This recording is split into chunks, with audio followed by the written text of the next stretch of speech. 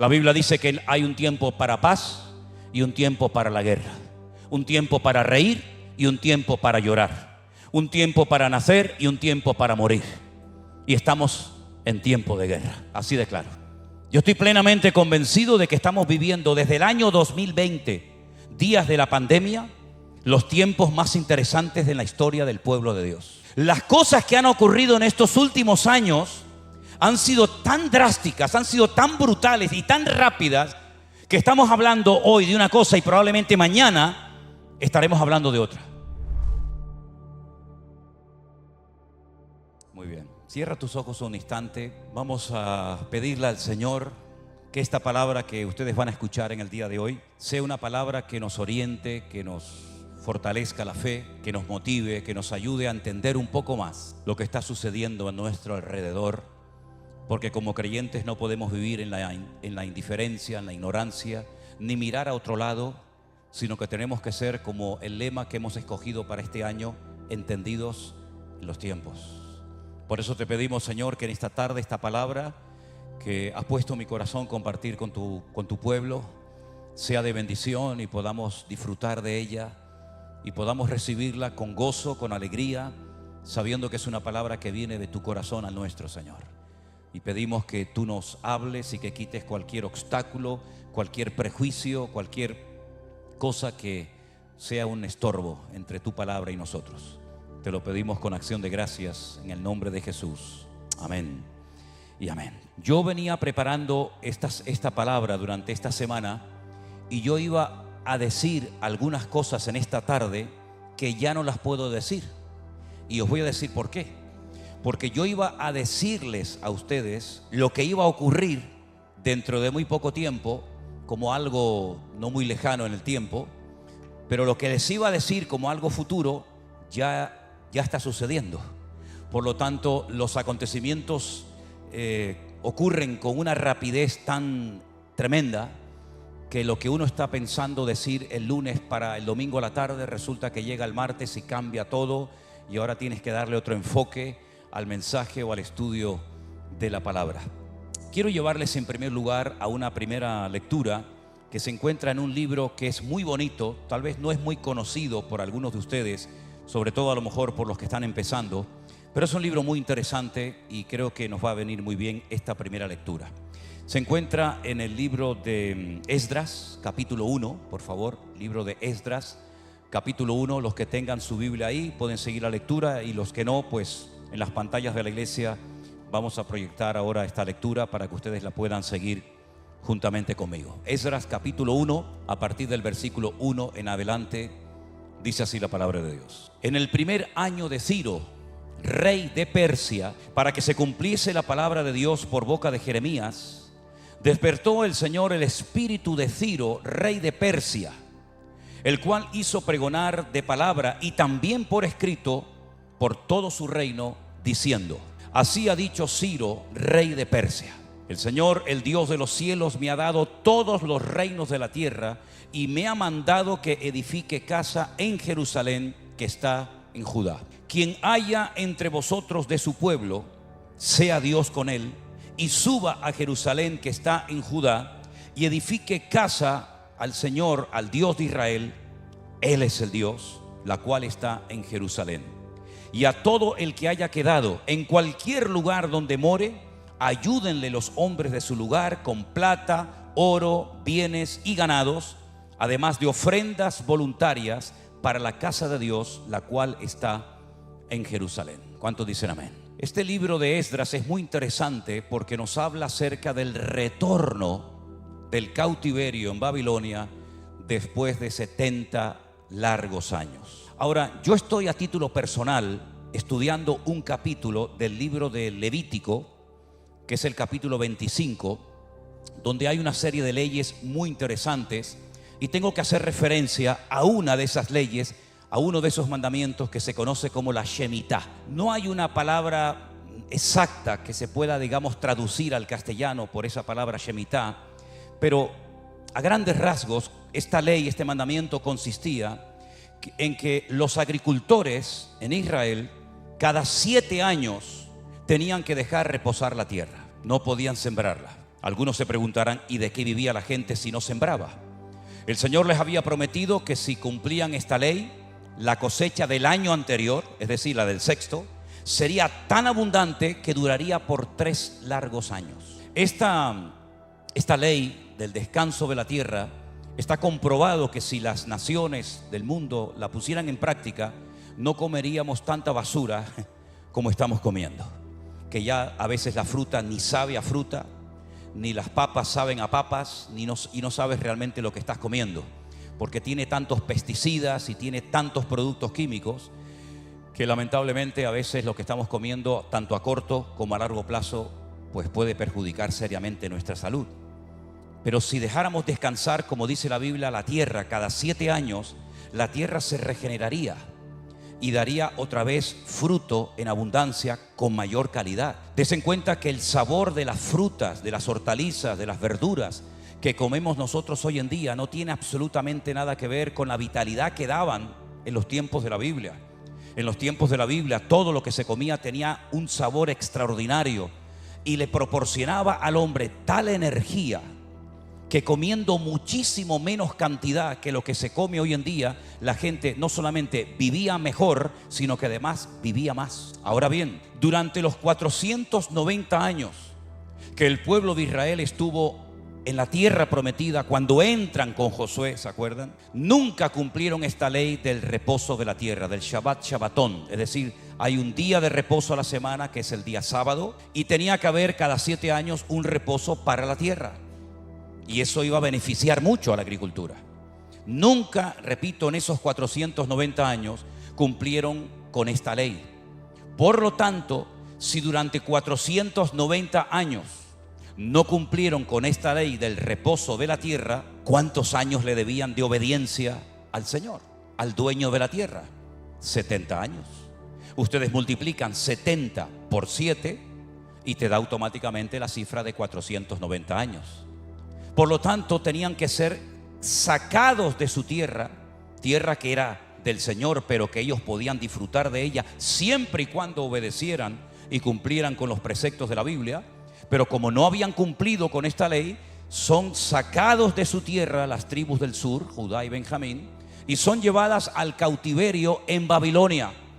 Porque en el año 586 antes de Cristo, recuerden esta fecha, 586 antes de Cristo, Nabucodonosor, rey de Babilonia, atacó Jerusalén y la destruyó.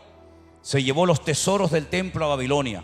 Miles de personas perdieron la vida, pero también miles de personas fueron llevadas al cautiverio en Babilonia, y allí estuvieron 70 años.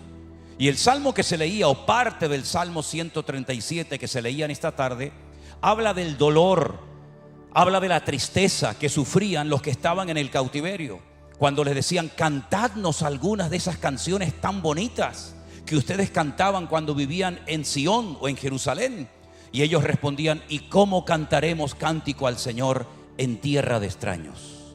Dice que colgaban sus arpas, colgaban sus instrumentos de música en los árboles y comenzaban a llorar, acordándose de la gloria pasada. Y decían aquello de: Jerusalén, Jerusalén, si me olvidare de ti, que pierda mi diestra su destreza y mi lengua se pega a mi paladar.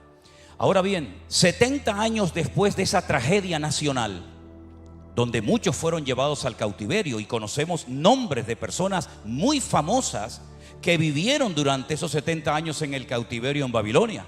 Por ejemplo, uno de ellos, Daniel; otro de ellos, Azarías; Misael; otro de ellos, Ezequiel.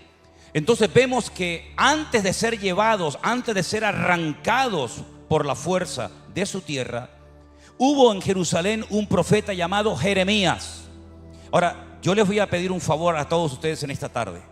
Yo sé que ustedes siempre, y es algo que a mí a veces me pone un poco nervioso, no mucho, pero un poco nervioso, es ver que a veces cuando yo predico hay un silencio en la sala impresionante.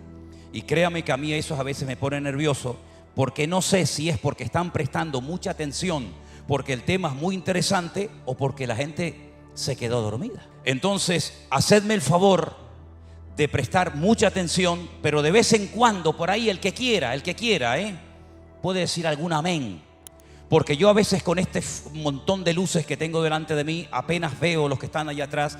Entonces digo, oye, ¿me habré quedado solo como en los días de la pandemia? Que prediqué a las sillas, o todavía estarán por ahí. Gracias que hoy están en las primeras filas algunas hermanas y hermanos para tener esa tranquilidad de que no me he quedado solo, ¿no? Ahora bien, Jeremías había dicho que cuando pasaran los 70 años del reposo de la tierra, el Señor los volvería a traer. Ahora, ¿cómo van a salir de Babilonia si Nabucodonosor los ha castigado, les ha roto las murallas, les ha destruido el templo, ha profanado el lugar santísimo, se ha llevado los tesoros a Babilonia? ¿Cómo ahora van a pensar ustedes que el mismo rey que ha hecho ese destrozo en el país les va a dar permiso para volver a su tierra? Es algo impensable, es una locura. Sin embargo, escuchen este dato, porque algunos de ustedes están hablando últimamente con mucha gente inconversa, o digamos con gente interesada en la Biblia o en el Señor. Y este dato que te voy a dar es espectacular. Espero que lo recuerden. Ellos estaban en Babilonia privados de libertad, no podían salir de allí. Pero Jeremías les había dicho que después de 70 años saldrían. ¿Pero cómo? Bueno, resulta que 150 años antes del nacimiento de este rey que hemos leído esta tarde, el rey Ciro de Persia, el Espíritu Santo inspiró al profeta Isaías para que escribiera estas palabras. Escúchenlas un momentito. Después les digo dónde estoy leyendo. Así ha dicho el Señor a su ungido, a Ciro, el cual tomé yo por su mano derecha para sujetar naciones delante de él y desatar lomos de reyes, para abrir delante de él puertas y las puertas no se cerrarán.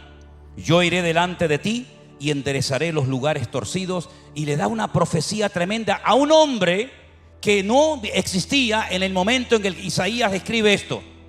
Repito, 150 años antes del nacimiento del rey Ciro, Isaías, por inspiración divina, evidentemente, porque no tiene ninguna lógica lo que estamos diciendo en esta tarde, recibió que nacería en un momento de la historia un hombre que le pondrían sus padres por nombre Ciro, y que sería un rey que les permitiría volver a los cautivos a su tierra, a Jerusalén, después de 70 años.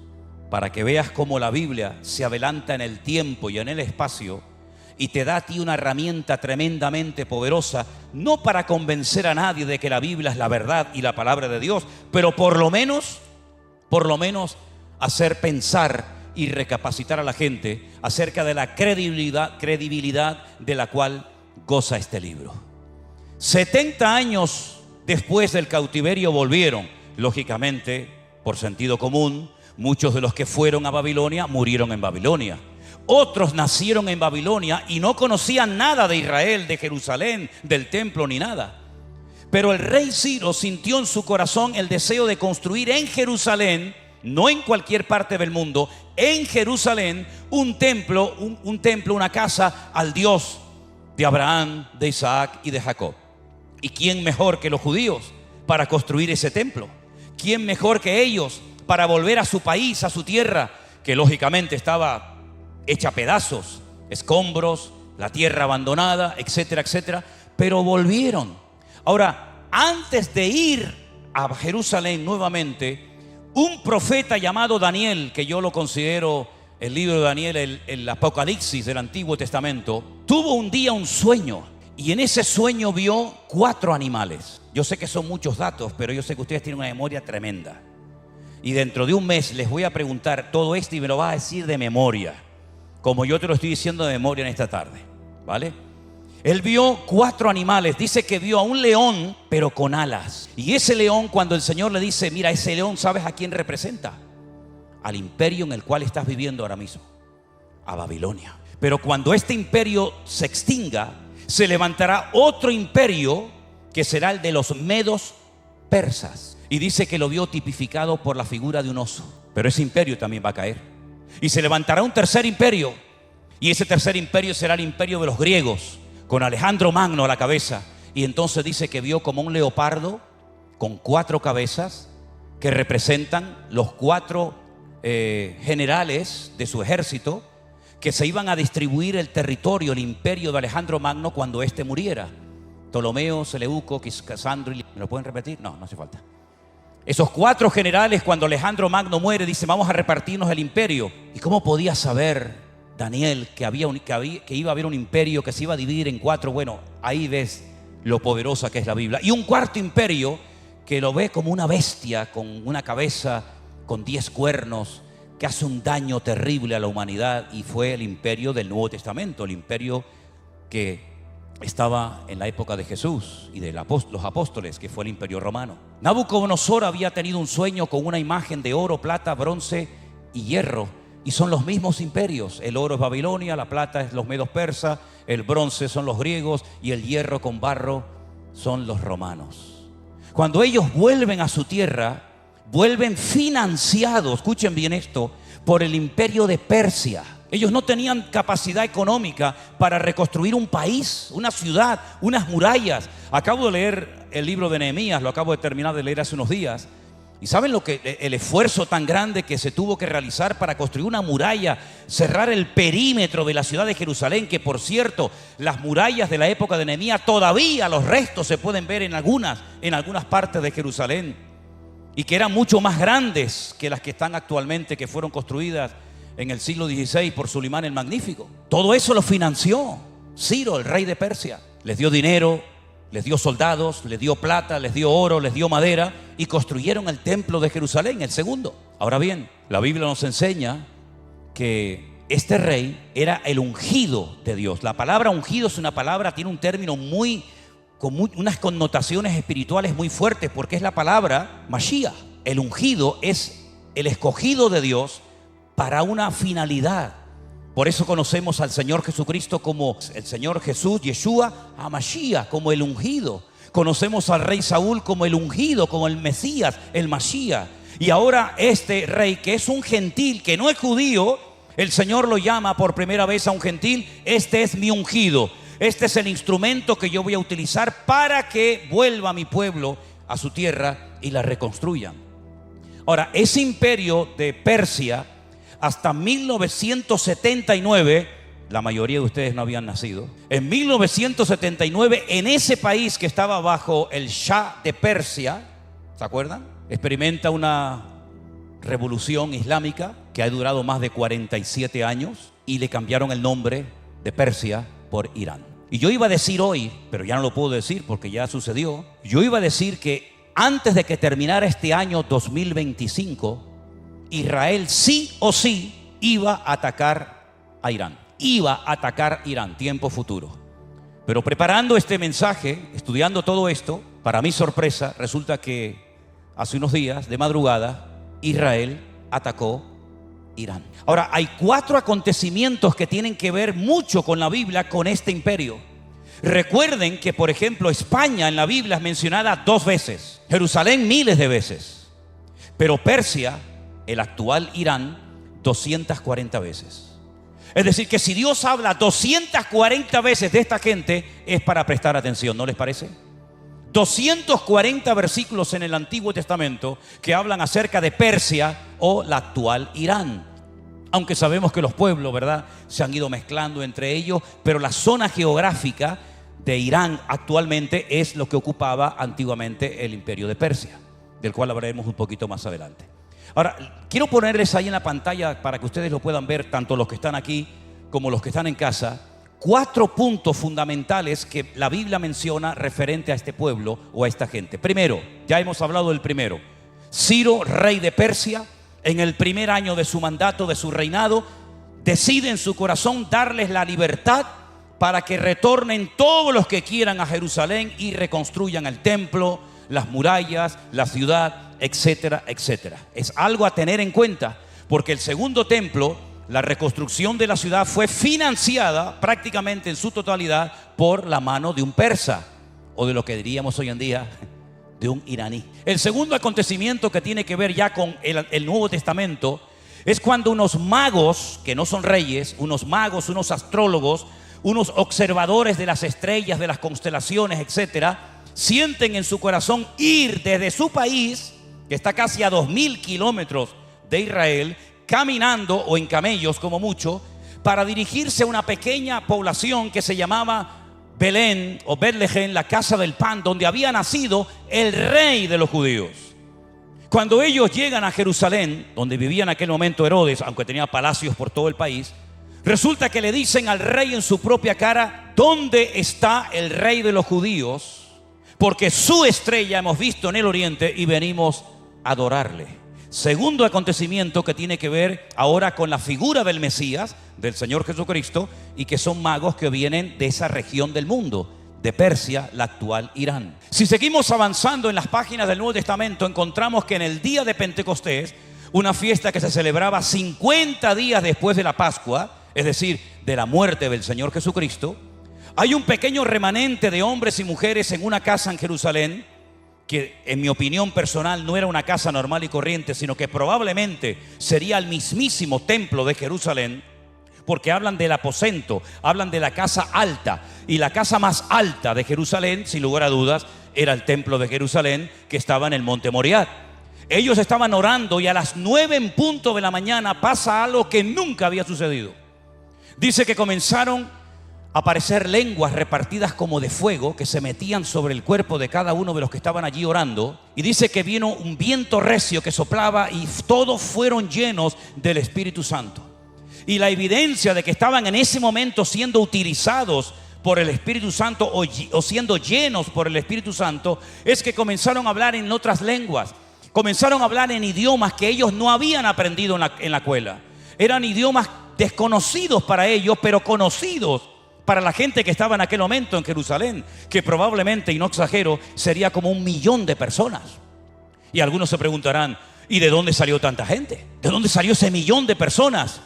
Porque aquí hay una lista en el Hechos capítulo 2, por si después lo quieren leer, de más de 20 países que están allí con una pequeña representación: partos, medos, elamitas, cretenses, árabes, judíos, prosélitos, sí, casi de todas las naciones de la tierra, por lo menos cercanas a Jerusalén. Y dice la Biblia que oyéndoles hablar las maravillas de Dios en las lenguas de sus países, se quedan maravillados y dijeron: ¿pero esto qué es? Como este pescador de Galilea, que apenas sabe hablar, hombre sin letras, sin grandes estudios, le oigo hablar en mi propia lengua, y el otro en la misma, y el otro, y algunos decían: es que están borrachos. Hombre, yo les digo una cosa, y perdonen si les ofendo: si yo tuviera la seguridad de que emborrachándome un día aprendo a hablar 20 idiomas, perdonen, yo me borracho esta noche. Hermano, Manolo, tú te emborrachas esta noche y mañana sabes hablar 20 idiomas diferentes. Venga, empieza a traer garimbas una detrás de otra. Venga, una detrás de otra. Y mañana predico en 20 idiomas. Pediré perdón por la borrachera del día anterior, pero ahora puedo predicar en 20 idiomas. No estaban borrachos. Pedro oyó el comentario y dice: momentito, no estamos borrachos, como vosotros suponéis. Es que estamos borrachos, pero del Espíritu de Dios. La presencia del Señor ha venido a nuestras vidas. Y sin yo saber hablar en árabe, sin yo saber hablar en tu idioma, yo te estoy hablando porque Dios me está usando en este momento para darte testimonio de que aquel que ustedes mataron y crucificaron, el Dios el eterno, lo ha levantado, lo ha hecho Señor y Cristo. Y fue algo increíble, una experiencia tremenda. Y allí, en esa lista de los que están allí presentes, representando a sus países, que habían venido para presentar sus ofrendas y sus diezmos en Jerusalén, porque era una fiesta que tenían que estar allí, los primeros que se mencionan son, escucha, partos, medos y elamitas. ¿Y estos de dónde son? Los partos, los medos y los elamitas, de la antigua Persia, del actual Irán. Es decir, que son los que financian el templo, son los primeros en adorar al niño, a Jesús en aquel lugar, y son los primeros mencionados en la lista cuando reciben el Espíritu Santo, los 120 en el aposento alto, y estos van allí y les oyen. Y curiosamente aparecen los iraníes o los persas, es como si dijeran los andaluces, los madrileños y los catalanes, que todos son españoles todavía, ¿no? Pues allí estaban los partos, los medos y los elamitas. ¿Y estos de dónde son? Estos son de Persia. Allí están. Pero luego hay un cuarto acontecimiento, porque de los 4 de la lista, 3 se han cumplido, el cuarto todavía no. Y lo vamos a leer un momentito en Ezequiel capítulo 38, verso 5, y tiene que ver con la guerra. Sí, hermanos, con la guerra. La Biblia dice que hay un tiempo para paz y un tiempo para la guerra. Un tiempo para reír y un tiempo para llorar. Un tiempo para nacer y un tiempo para morir. Y estamos en tiempo de guerra, así de claro. Ezequiel 38 nos habla acerca de la invasión que experimentará Israel en los últimos tiempos. Y tienen todo el capítulo 38, todo el capítulo 39, las naciones que se van a unir para venir a pelear contra Israel, contra Jerusalén. Y hay una lista de naciones. En el capítulo 38, versículo 1 dice: vino a mí palabra de Dios diciendo: hijo de hombre, pon tu rostro contra Gog en tierra de Magog. Todo esto tiene una explicación, yo no tengo tiempo para explicar esto ahora, pero dice: este hombre es príncipe soberano de Mesec y Tubal. Profetízale a él y dile: así ha dicho Jehová el Señor: he aquí yo estoy contra ti, oh Gog, príncipe soberano de Mesec y Tubal. Te quebrantaré y pondré garfios en tus quijadas, y te sacaré a ti y a todo tu ejército, caballos, jinetes y todo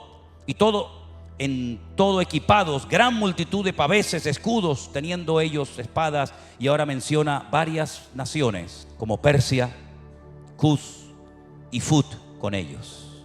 Hay naciones que hasta el día de hoy se llaman igual. Por ejemplo, Egipto nunca ha cambiado el nombre, siempre se ha llamado igual, Egipto. Siria siempre se ha llamado igual, Siria. Fue antes, ahora y después. Pero Irán, hubo un momento en la historia que se conocía como Persia. Y Persia dice que en los últimos tiempos, en la famosa batalla de Armagedón, apoyará una confederación enorme de países que, viendo que ellos solos no pueden, se van a unir a otros con un fin en común, que es ir a Israel y atacarlo. Y la Biblia dice cuánto durará esa guerra, cuánta gente va a morir, cómo los van a enterrar, qué tipo de armas se van a utilizar. Y te estarás preguntando: pero ¿cómo puede la Biblia decir hace miles de años cuántas naciones, cuánta gente, cuánto tiempo se va a estar enterrando cadáveres, cuánto tiempo se va a estar quemando armamento al fuego? ¿Cómo puede decir la Biblia todo eso si no existía esta gente, no existían estas armas? Bueno, ahí te das cuenta de que la Biblia no es un libro normal y corriente, sino es la palabra de Dios. Y Dios, que es el único que conoce el futuro, cuando quiere lo revela a sus siervos en su palabra, y es lo que estamos haciendo en esta tarde. ¿Cuántos dicen amén? Ahora bien, estamos en este momento, en un momento muy interesante de la historia y muy complicado. Anoche fueron destruidas en la ciudad o cercano a Tel Aviv 61 edificios. Eso nunca había pasado en Israel, nunca, jamás. Lo del 7 de octubre fue un pequeño botón de muestra de lo que ha ocurrido en estos últimos 2 días, en estas últimas 48 horas. Estamos en contacto directo con hermanos, con amigos. Recuerden que una hermana de nuestra congregación, Canderina, está en este momento en Israel y ha estado más tiempo dentro de los refugios que fuera. Y esta mañana, muy temprano a la mañana, tengan en cuenta que en Israel ahora mismo son 2 horas más que aquí, me llamaba una hermana que nos sigue por internet. Ya es una anciana, tiene más de 90 años. Su marido el año pasado nos dijo que tenía 98 años, por lo tanto ya está más cerca de los 100, o hace 2 años nos lo dijo. Ellos viven en la famosa y preciosa ciudad de Tiberias, junto al mar de Galilea, una casa espectacular en lo alto de la montaña, con unas vistas realmente espectaculares. Pero ella me llamaba sobre todo, como me dice ella, mi lindo pastor. Nadie me llame así, por favor. Pero ella no me llama ni mi mujer así, imagínate, llámame tú así. Mi lindo pastor, mi querido pastor, por favor, dile a los hermanos que ore mucho por nosotros. Estamos muy asustados. Dice, estamos en el refugio. Yo le pregunté si tenían agua, comida. Dice, todo eso lo tenemos, no pasa nada. Pero esta mañana me levanté asustada porque sonaron las alarmas. Yo las acabo de apagar ahora porque estaban sonando hace un instante. Y no podía cerrar la ventana de hierro y tuve que llamar a la vecina porque son ventanas muy pesadas. Y ayer hablaba con nuestro hermano Adolfo y Paula, que si Dios lo permite, vamos a ver, estarán con nosotros aquí en el mes de agosto. Y hablaba con nuestro hermano Eliezer y con varios hermanos de Israel. Y hay una situación en este momento muy, muy complicada. Yo hice una videollamada al conductor árabe que nosotros contratamos cuando vamos a Israel, y hablábamos desde el refugio. Me enseñó a los hermanos que estaban en el refugio. Allí estaban cantando, estaban orando, estaban alabando al Señor, pero estaban en el refugio. Y hemos recibido imágenes de hermanos que están en refugios, que no pueden salir, etcétera, etcétera. No hay marcha atrás, mis queridos hermanos. Tengo un dato muy, muy importante que está basado en el capítulo que yo a título personal estoy estudiando, que aún no he compartido nada de eso. Simplemente les voy a pedir, si quieren, que lean por favor en cuanto puedan el capítulo 25 del libro de Levítico.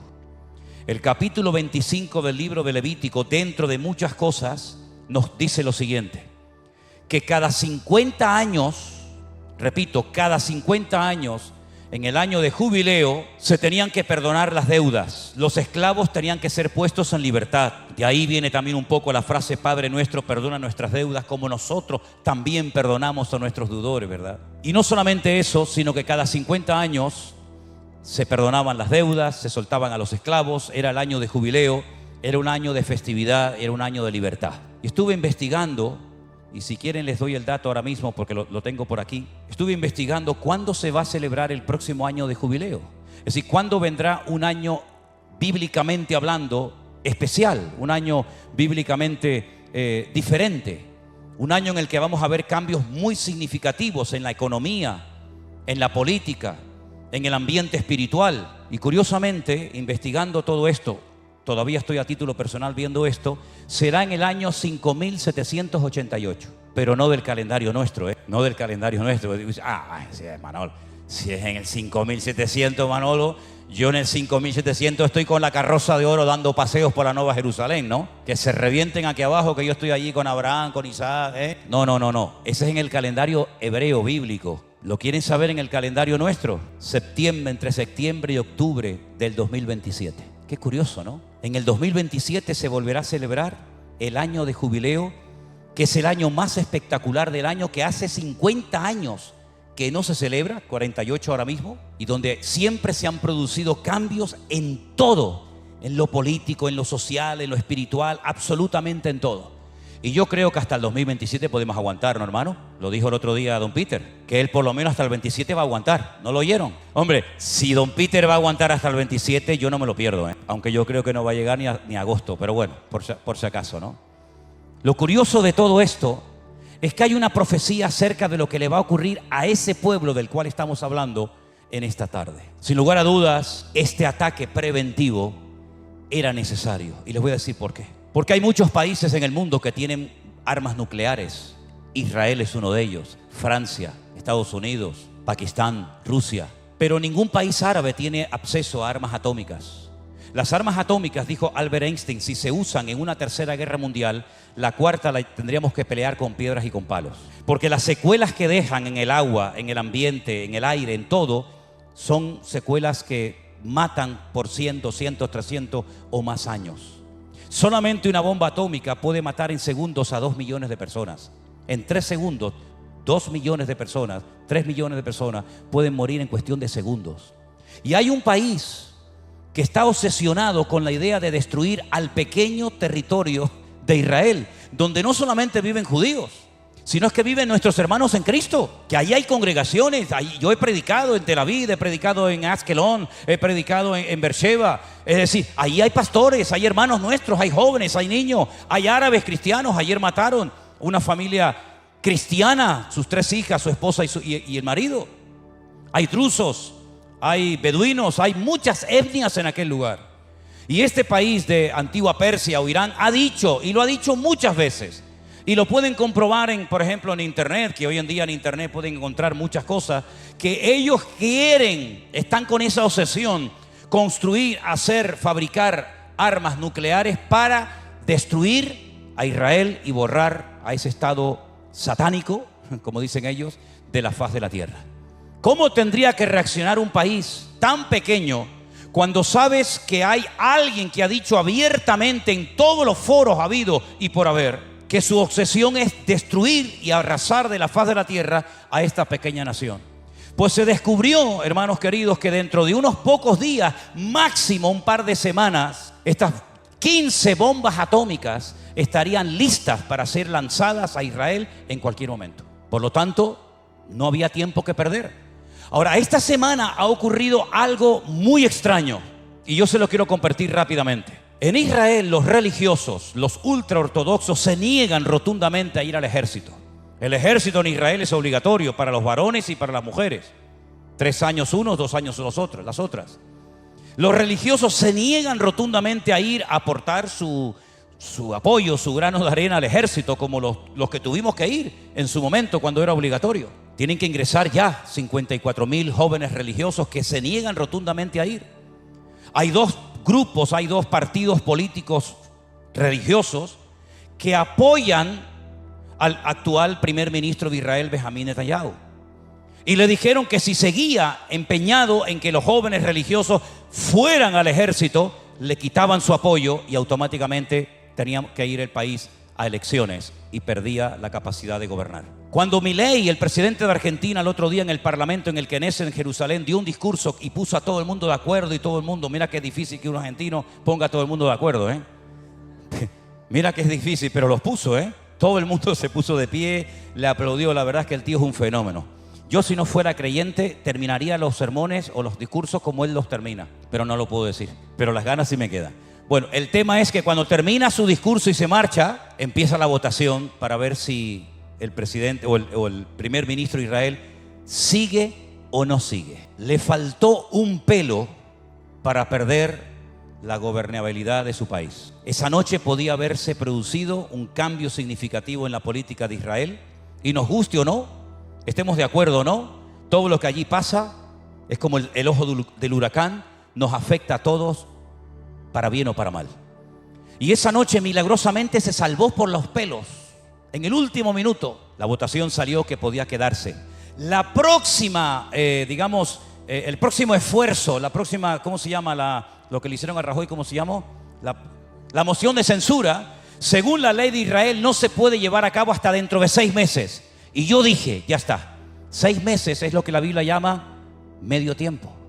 Tiempos y la mitad de un tiempo. La mitad de un tiempo. La mitad de un tiempo son 6 meses. Si la Biblia habla de la mitad de un tiempo, Irán está a punto de construir las 15 bombas atómicas. En menos de 6 meses, Israel tiene que atacar a Irán sí o sí. Y yo pensaba en los próximos 6 meses, pero resulta que fue hace unos días de madrugada por la noche. Es decir, los acontecimientos están ocurriendo de una manera tan rápida que una de dos: o la Biblia es verdad, o aquí hay el cuento más grande de la historia y nos lo hemos creído todos. Yo estoy plenamente convencido de que estamos viviendo desde el año 2020, días de la pandemia, los tiempos más interesantes de la historia del pueblo de Dios. Las cosas que han ocurrido en estos últimos años han sido tan drásticas, han sido tan brutales y tan rápidas, que estamos hablando hoy de una cosa y probablemente mañana estaremos hablando de otra. Los acontecimientos están llevando a cabo con una velocidad tan pasmosa que uno dice: Señor, ¿hay algún texto, hay alguna promesa, hay alguna palabra que nos venga como anillo al dedo a nosotros los cristianos hoy en día? Claro que lo hay, mi querido hermano. Por supuesto que lo hay. Y yo quiero compartir con ustedes este versículo que se encuentra en el último libro de la Biblia, el libro del Apocalipsis. Y es un mensaje que el Señor le dio a una iglesia, y nosotros como iglesia, como pueblo de Dios, nos sentimos 100% identificados con esta palabra que hoy vamos a compartir. Y dice así, Apocalipsis capítulo 3, mensaje del Señor a la iglesia de Filadelfia, versículo 8. Yo conozco tus obras. Ahora hazte a la idea de que el Señor te está hablando a ti personalmente, ¿vale? Aunque estamos en el culto, estamos en la iglesia, ahora Dios me está hablando a mí directamente y me dice: yo conozco lo que estás haciendo. Es decir, tus obras, tus actuaciones, yo las conozco. Yo he puesto delante de ti una puerta abierta, la cual nadie puede cerrar. ¿Cuál es la puerta que Dios ha abierto delante de tus narices? ¿Cuál es? Yo sé cuál es la que me abrió a mí, lo tengo más claro que el agua. Yo sé las puertas que a mí el Señor me ha abierto. Y el Señor nos dice a nosotros: yo pongo delante de ti una puerta la cual nadie puede cerrar. Y aquí me siento 100% identificado con lo que a continuación voy a leer, si lo quieren leer conmigo. Porque aunque tienes poca fuerza, has guardado mi palabra y no has negado mi nombre. ¿Cuántos dicen amén? Tremendo. Fuertes aplausos al Señor. Aleluya. Gloria a Dios. Aunque tienes poca fuerza, bueno, algo tengo, ¿no? Pues dice poca, pero bueno, algo tengo. Mejor que nada. Has guardado mi palabra, y a eso sí que puedo decir un fuerte amén yo, Yo he guardado la palabra de Dios y la he predicado los últimos 44 años de mi vida. No has negado mi nombre. Bueno, pues a esa gente, como tú y como yo, que nos sentimos 100% identificados con cada palabra del versículo 8, ahora nos da el Señor la promesa, y es la del versículo 10. Es impresionante. Por favor, pido que todos la lean conmigo. Y dice así: por cuanto has guardado la palabra de mi paciencia, yo también te guardaré de la hora de la prueba que ha de venir sobre el mundo entero, para probar a los que moran sobre la tierra. Bendito sea Dios. Esa es la promesa que hoy el Señor nos da. Aleluya. Primero nos dice el resultado La consecuencia de haber guardado es cumplir, poner en práctica, obedecer mi palabra. El beneficio que va a traer a tu vida es que yo te voy a guardar, yo te voy a proteger, yo te voy a cuidar de la hora de la prueba que va a venir sobre el mundo entero, incluida España, por supuesto, incluida Europa. El mundo entero va a ser probado para probar a los que moran sobre la tierra. Y yo creo, queridos hermanos, que estamos ya en este tiempo. Yo creo sinceramente que la pandemia descubrió a más de uno, Descubrió iglesias, las que eran de verdad y las que no valían para nada. Yo sé que a lo mejor más de uno que ve esto y dice, uy, lo que está diciendo este hombre, a mí me da igual, ¿sabes? A mí me da igual. La pandemia descubrió a iglesias, descubrió a pastores, descubrió a vividores, descubrió a asalariados, descubrió quién estaba por dinero y quién estaba por amor a las ovejas. Lo descubrió, La pandemia sacó a la luz lo bueno y lo malo de todos. ¿Quién es capaz de aguantar? ¿Quién no era capaz de aguantar nada? ¿Quién estaba por esto? ¿Verdad? Por eso yo allá arriba en mi habitación donde yo vivía en aquellos años le dije, Señor, como si yo le estuviera dando consejo al Señor, ahora es un momento espectacular. Nunca en la historia nos había pasado esto. Cerrar la iglesia, cerrar los negocios, cerrar los hoteles, cerrar los aeropuertos, cerrar todo. Si esta obra es tuya, ahora demuéstralo, Señor. Y Dios lo demostró con creces. De tal manera que cuando muchos de ustedes volvieron después del confinamiento, entraron a la iglesia y ni la conocían. De todos los cambios internos y externos que se produjeron. Y esa onda expansiva, esa bendición que nos cayó en el 2020, todavía sigue actuando. Y una vez al mes, por lo menos ustedes pueden ver en estas pantallas cientos y cientos de hombres y mujeres, por no decir de miles, que han sido tocados y ganados por la palabra de Dios en muchas partes del mundo. En este momento recuerden que ahora mismo Anderson y Alberto están en Perú predicando la palabra.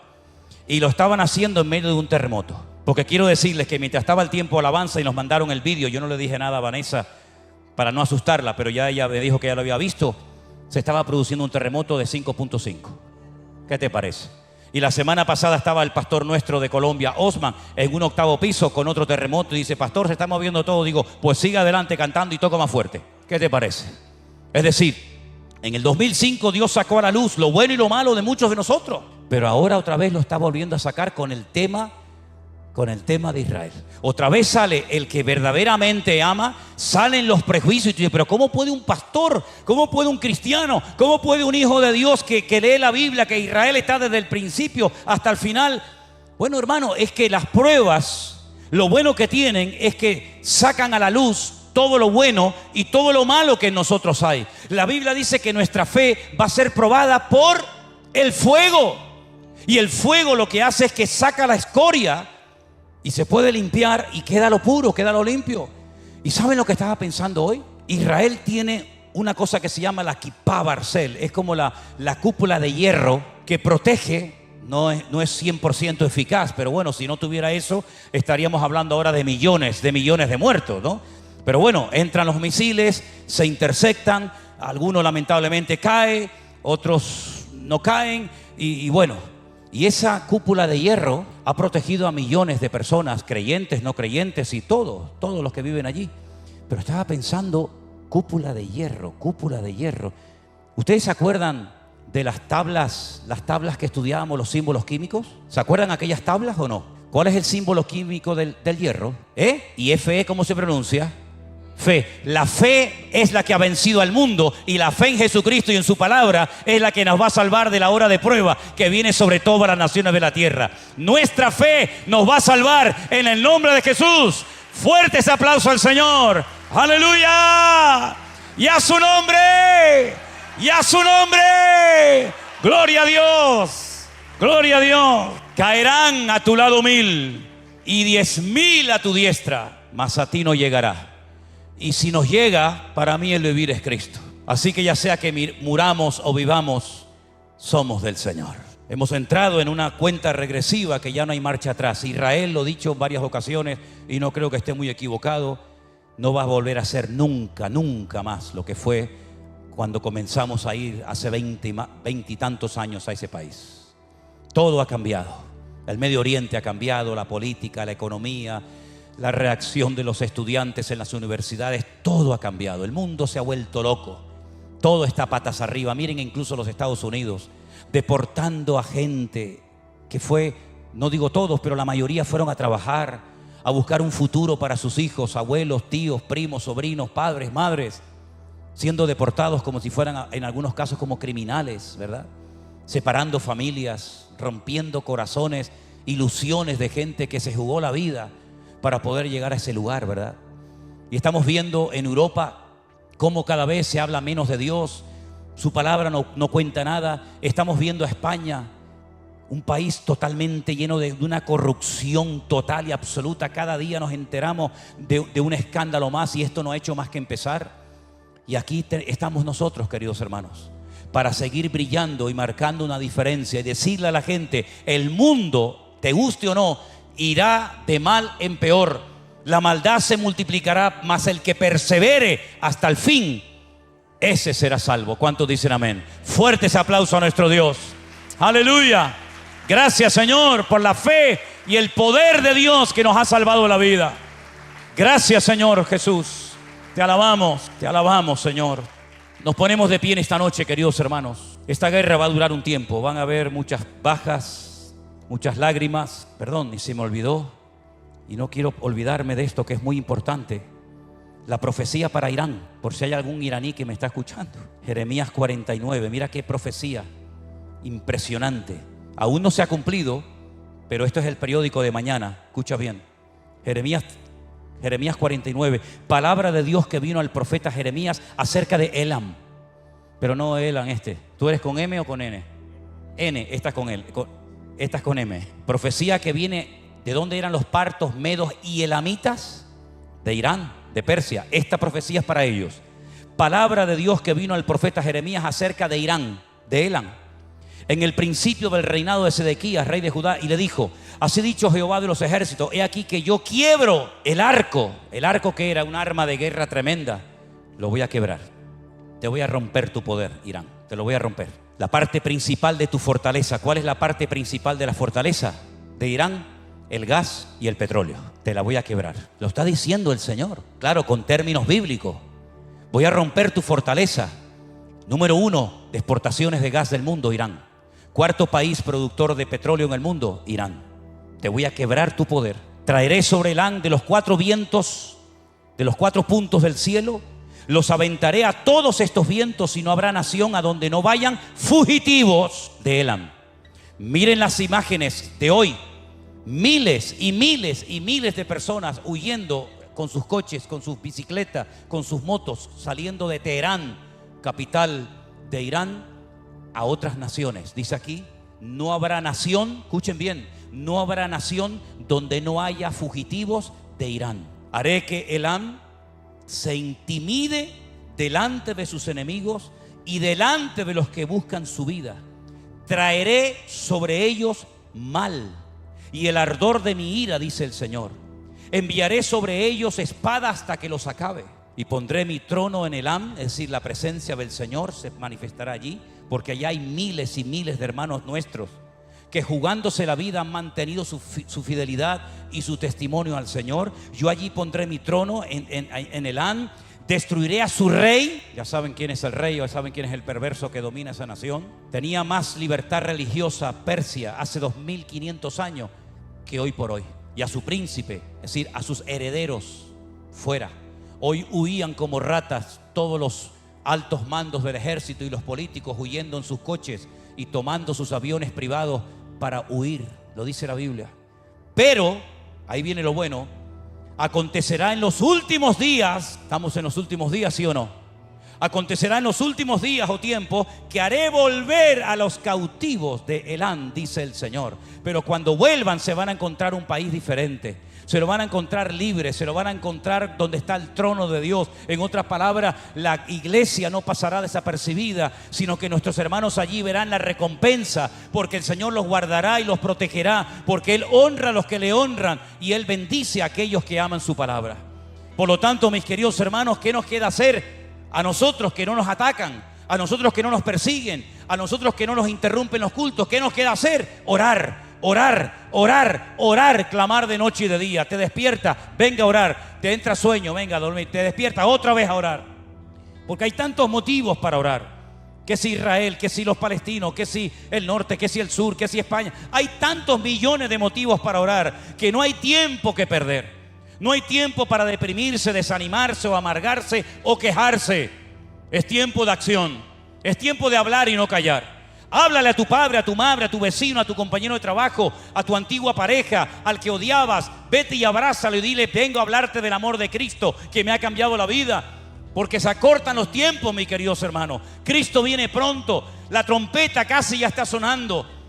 Y la palabra del Señor nos dice que es tiempo de despertarnos del sueño y nos alumbrará Cristo. Gracias, Padre, por tu palabra. Gracias porque tú nos adviertes con siglos y siglos de antelación de los acontecimientos finales. Gracias porque nos has permitido llegar a este punto de la historia y ver cómo tu palabra, la Biblia, se cumple.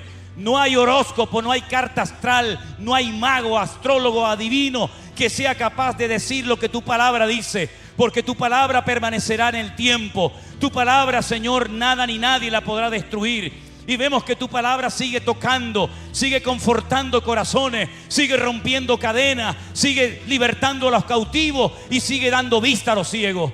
Señor, ayúdanos a mantenernos como pueblo de Dios firme, sin movernos de tu palabra, caminando en victoria, sin perder el tiempo, sino todo lo contrario. Danos de tu fuerza, danos de tu gracia, danos de tu poder cada día más y más, para que podamos ahora más que nunca hablar de las virtudes de aquel que nos llamó de las tinieblas a su luz admirable. Gracias porque te conocimos cuando llegó el momento.